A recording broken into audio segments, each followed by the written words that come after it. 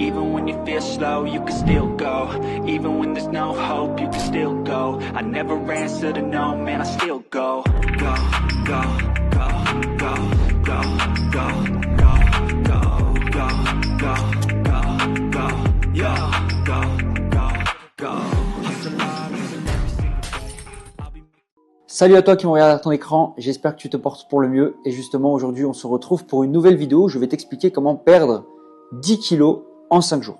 Alors crois-moi c'est possible, l'objectif ne va pas être d'arriver en mode zombie sur la balance mais justement d'être prêt, sec et d'avoir suffisamment de force et d'être préparé pour la guerre. Dans cette vidéo, je vais te montrer comment sécher intelligemment sans perdre de force afin de pouvoir perdre tes 10 kilos en 5 jours. Alors la première étape, ça va être de planifier ta perte, avoir un plan précis. Et donc, quand il me reste 10 jours avant mon combat et que j'ai 5 kilos à perdre, je me pose deux questions. La première va être déjà combien je vais pouvoir perdre en gras et la deuxième, combien je vais pouvoir perdre d'eau avec la rétention d'eau. Donc, tu vas avoir 2 à 2,5 kilos de vraie perte de masse. Donc, c'est ce qui va concerner le gras et l'eau intracellulaire.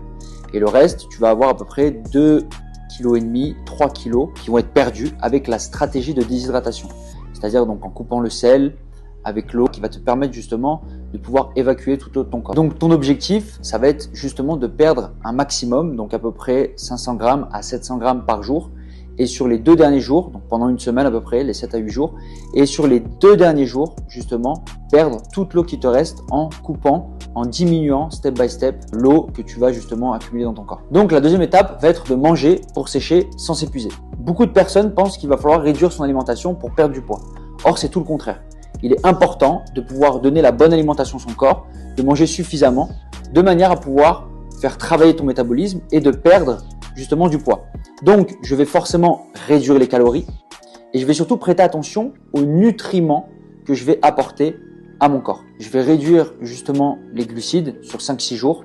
Je vais augmenter donc mon apport en protéines, que ce soit végétal ou animal. Les graisses modérées également, tout ce qui concerne l'huile d'olive, les avocats, les amandes, les oléagineux, etc. Et je vais surtout supprimer le sucre, tout ce qui est sucre raffiné, etc. Vraiment pas bon. Et je vais couper le sel. Donc 3 jours avant, je vais couper le sel. Pourquoi le sel? Parce que ça permet à ton corps de stocker justement l'eau. Et l'objectif va être de supprimer toute cette eau. Alors après, je te donne des conseils, mais c'est vrai que chaque corps est différent. Chaque corps est différent. Moi, à titre personnel, je vais vraiment couper le sel une semaine avant. Ça va dépendre en fonction de comment ton corps fonctionne, parce que chaque corps réagit différemment en fonction du sucre, en fonction des graisses, etc. Pour ça, moi, c'est un plan vraiment que je te donne pour pouvoir t'aiguiller au maximum, mais c'est un plan qu'il va falloir que tu puisses adapter par rapport à ta propre personne. La troisième étape va être de t'entraîner sans te cramer. L'objectif, c'est pas de te tuer à l'entraînement, vu qu'on arrive sur la fin de ta préparation. Le vrai objectif, c'est de sécher et de perdre ton poids pour pouvoir valider ta pesée. Donc, ce que je te préconise de faire, ça va être le matin de faire une séance cardio. Minimum 40 minutes. Pourquoi? Parce qu'à partir de 40 minutes, c'est là où ton corps va commencer à brûler dans les graisses, à partir de 40 minutes d'activité. Donc, ce que je te préconise de faire, c'est une séance de cardio le matin quand tu te réveilles, minimum 1 heure. Ensuite, avoir donc un travail sur la boxe spécifique. Donc, focaliser vraiment sur la technique, pas faire de la boxe intensive, shadow, des petits rounds, etc. pour être vraiment focalisé sur ton combat qui approche. Ensuite, donc, du renforcement léger, pas avec des charges lourdes, pour quand même garder une certaine endurance au niveau donc, de tes muscles, de rester un petit peu dans cette dynamique, mais l'objectif ne va pas être de te cramer, d'aller chercher dans la performance, parce qu'on arrive sur la fin de ta préparation, donc du renforcement léger avec des petits poids. Donc après, commencer à t'équiper de la sudation. Il y en a qui vont s'équiper de la sudation 3 jours avant la pesée, d'autres une semaine avant. Ça va vraiment dépendre de ton poids. Moi, ça dépend vraiment en fonction du poids, où tu te situes par rapport à ton poids actuel. En général, une semaine avant, donc le cardio le matin, le cardio le soir, vraiment pour commencer à habituer ton corps à la sudation. Petite information très importante parce que malheureusement, beaucoup de boxeurs vont à fond, vraiment à 100% jusqu'à la fin de leur préparation. Les sparring, on ne va pas faire des sparring en déficit calorique. C'est très important. L'objectif est de garder et de protéger son système nerveux pour avoir un maximum d'explosivité lors du combat. Quand on arrive sur la fin de préparation, l'objectif c'est de pouvoir justement donc déjà perdre le poids nécessaire pour valider sa pesée et de pouvoir récupérer tous les bienfaits qu'on a accumulés durant nos 2, 3, 4 mois de camp. Donc la quatrième étape, ça va être de couper l'eau intelligemment. Parce que la perte finale se fait sur l'eau. Et donc si tu gères mal ta perte d'eau, tu vas justement perdre ta force. Donc, je vais t'expliquer comment je fais. Donc, il faut savoir quelque chose. C'est que pour perdre de l'eau, il faut boire énormément d'eau. Donc, durant déjà toute ma préparation, je bois en moyenne à peu près par jour 6 litres d'eau. De manière à ce que déjà mon métabolisme puisse travailler un maximum. Donc, à 7 jours, je vais être à peu près sur 5 litres d'eau. Je vais être en hyperhydratation. À J-6, je vais réduire d'1 litre d'eau. Donc, je vais être à 5 litres d'eau. À J-5, je vais être à 4 litres d'eau. À J-4, je vais être à 3 litres d'eau. Et à partir de J-2, je vais être donc du coup à 2 litres d'eau. Et donc, à J-1, avant la pesée, je vais être entre 500 ml et 1 litre d'eau. Cela va vraiment dépendre de où tu te situes actuellement. Comme je t'ai dit, moi, je te donne un plan que j'ai mis en place pour moi, mais chaque corps est différent. Chaque corps va réagir différemment. Donc, à J- avant la pesée, je vais me situer à peu près entre 500 ml et 1 litre d'eau. Après mon dernier entraînement, je vais couper l'eau. Donc, ça dépend à quelle heure, 18 h, des fois 20 h, des fois 21 h. Vraiment, après mon dernier entraînement, je vais couper l'eau.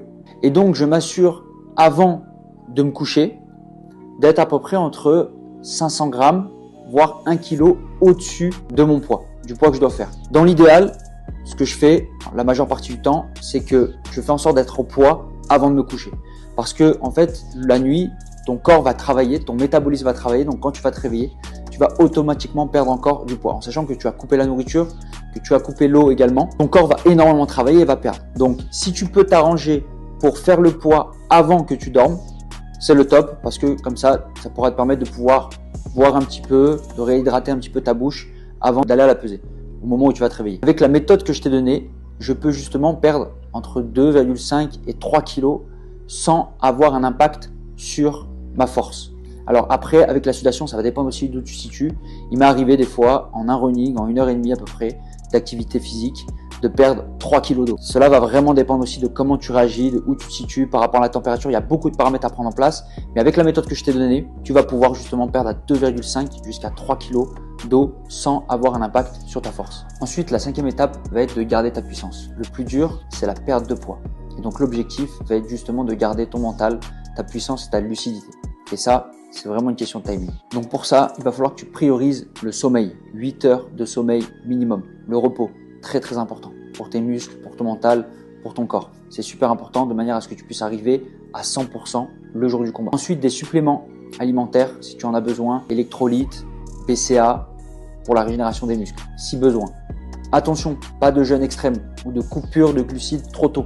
C'est important, même si tu diminues tes glucides, en consommer un minimum parce que c'est ça qui va te permettre d'avoir l'énergie nécessaire pour faire tes entraînements. Donc ne pas couper les glucides trop tôt, super important. Beaucoup de boxeurs se focalisent vraiment sur la boxe, sur le physique, sur le corps. Mais il ne faut pas oublier aussi que c'est avant tout 70% voire 80% une question de mental. Donc super important, faire des travaux de visualisation, des travaux de méditation, des travaux de respiration afin de pouvoir gérer ton stress. Et donc quand on est dans cette période-là, parce qu'il faut savoir que pour un boxeur, s'il ne valide pas sa pesée, il n'y a absolument pas de combat.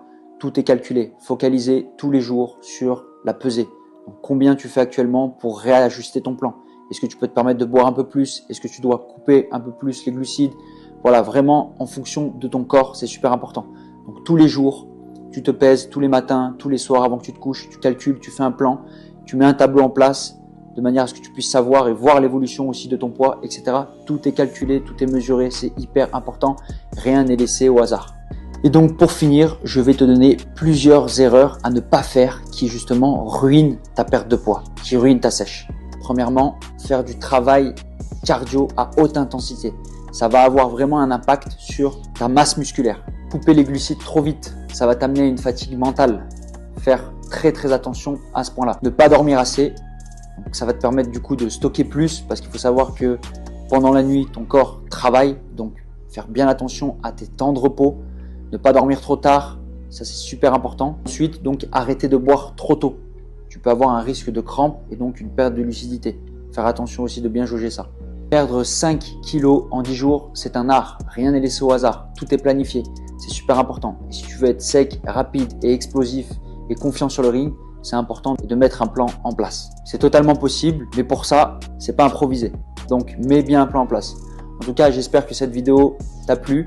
Si tu souhaites avoir plus de renseignements, n'hésite pas à me les laisser en commentaire. Et puis, on se retrouve à très vite pour la prochaine vidéo. Even when you feel slow, you can still go. Even when there's no hope, you can still go. I never answer to no, man, I still go. Go, go, go, go, go, go.